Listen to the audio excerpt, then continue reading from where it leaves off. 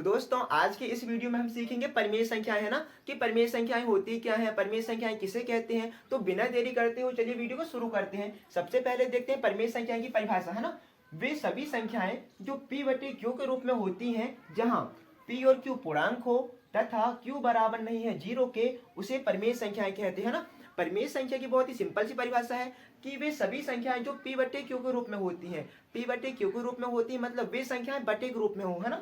आगे देखें, जहां p और q क्या हो, पूर्णांक हो। पूर्णांक संख्या मैंने आपको पहले ही बता दिया है कि पूर्णांक संख्या में 3 प्रकार की संख्याएं होती हैं, धनात्मक संख्याएं, ऋणात्मक संख्याएं और जीरो, है ना। मतलब कि p और q पूर्णांक होना चाहिए, तो p धनात्मक हो या फिर ऋणात्मक हो। इसी प्रकार q भी क्या हो, या तो धनात्मक हो या फिर ऋणात्मक हो। आगे देखें, तथा q बराबर नहीं है 0 के, मतलब कि जो q का मान है ना, मतलब कि जो q होता है वो q 0 के बराबर नहीं होना चाहिए। मतलब कि p का मान धनात्मक और ऋणात्मक वो चल जाएगा, पर जो q है उसका मान 0 नहीं रहना चाहिए। अगर q का मान 0 रहा तो वो परिमेय संख्याएं नहीं कहलाएंगी। जैसे कि हमारे पास कुछ उदाहरण दिए हुए हैं, 3/4, है ना। 3 भी हमारी पूर्णांक संख्या है, 4 भी हमारी पूर्णांक संख्या है, और ये बटे के रूप में लिखी हुई है, तो इसे हम पूर्णांक संख्याएं कहेंगे। आगे देखें, 5/6, है ना। 5 धनात्मक पूर्णांक है और 6 ऋणात्मक पूर्णांक है, और ये दोनों p बटे q के रूप में लिखी हुई है, तो ये भी एक प्रकार से क्या है, परिमेय संख्या है। आगे देखें, -2/8,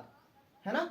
-2 पूर्णांक संख्या है, क्योंकि पूर्णांक संख्या में ऋणात्मक संख्याएं भी होती हैं और धनात्मक संख्याएं भी होती हैं, तो -2 ये क्या है, ऋणात्मक पूर्णांक है, और 8 क्या है, धनात्मक पूर्णांक है। और यहाँ पर हमसे क्या बोला गया है, जहां p और q पूर्णांक हो, है ना। आगे देखें, -7 क्या ऋणात्मक पूर्णांक है, और -7 के नीचे यहाँ पर हमें कुछ नहीं दिख रहा है, कुछ नहीं दिख रहा मतलब इसके नीचे हम क्या मान सकते हैं, 1, तो 1 भी क्या धनात्मक पूर्णांक, मतलब कि -7 भी एक प्रकार से क्या है, परिमेय संख्या है।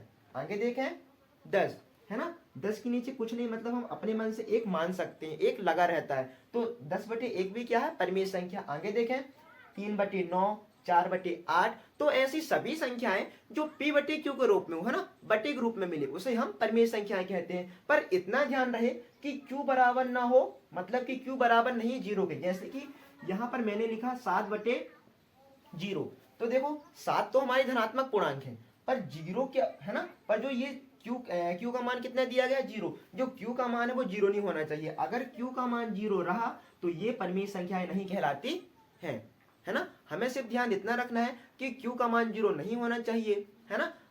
तो एक बार मैं आपको फिर से बता दे रहा हूं परिमेय संख्या की परिभाषा, वे सभी संख्याएं जो p बटे q के रूप में होती हैं उसे परिमेय संख्याएं कहते हैं ना। बहुत ही सरल सी परिभाषा है। आई होप आपको ये वीडियो पसंद आया होगा। पसंद आया होगा तो हमारे चैनल को लाइक, शेयर एंड सब्सक्राइब जरूर करें। Thank you.